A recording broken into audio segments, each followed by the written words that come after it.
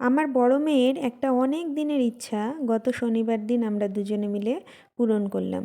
হ্যাঁ, মানে আমি আর ওর বাবা মিলে কিন্তু পূরণ করলাম। আমার মেয়ের এই আবদারটা খুব ছোট্টই একটা আবদার ছিল, কিন্তু নানা কারণে এই আবদারটা পূরণ হচ্ছিল না এতদিন ধরে।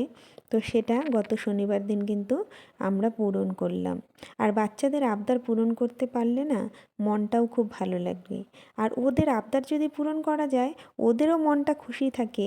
আর ওরা কিন্তু আমাদের সব কথা শোনে, আর কথা শোনার সাথে সাথে কিন্তু পড়াশোনাটাও মন দিয়ে করে। তো এবার আমি তোমাদেরকে বলি যে ওর কোন ইচ্ছাটা আমি আর ওর বাবা মিলে পূরণ করলাম। আমার মেয়ের একটা ছোট্ট ইচ্ছা ছিল যে ও কলা পাতাতে ভাত খাবে। এখনকার যুগে বাচ্চাদেরকে বলে দিতে হয় না যে কোনটাতে কি করতে হবে। ওরা কিন্তু মোবাইল দেখে দেখে অনেক কিছুই জানে। একদিন আমি আমাদের জানলা থেকে দেখাচ্ছিলাম, আমাদের সামনে একটা বাড়িতেই কিন্তু বেশ কিছু কলা গাছ আছে। ওকে আমি চিনাচ্ছিলাম যে দেখ ওটা কিন্তু কলা পাতা। তখনই কিন্তু ও আমাকে বলেছিল, মা তাহলে চলো একদিন কলা পাতাতে ভাত খাই।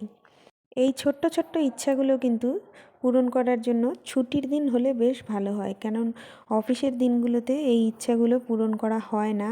কারণ সেই দিনগুলোতে খুবই তাড়াহুড়া করে রান্নাবাড়ি সমস্ত করা হয়, অফিস যাওয়ার তাড়া থাকে, বাচ্চাদের খাওয়ানোর একটা তাড়া থাকে, মেয়ে স্কুল যায় সকালে এসে খাবে।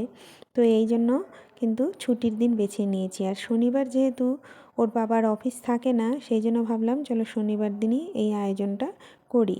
আর যেহেতু মেয়েকে কলা পাতায় খেতে দিব, একটু সাজিয়ে গুছিয়ে না দিলে কিন্তু ভালো লাগবে না, সেই জন্য কিন্তু অনেক কয় পদই রান্না করে ফেলেছি।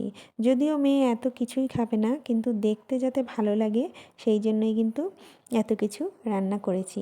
তো রান্নাতে আমি কি কি করেছি তোমাদেরকে বলে দিই।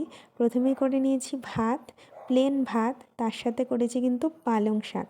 পালং শাক করেছি বড়ি আর বেগুন দিয়ে, আর করেছি আলু আর মটরশুঁটি দিয়ে বাঁধাকপির ঘন্ট, সাথে করে নিয়েছি কিন্তু কুয়াশ দিয়ে মটরের ডাল।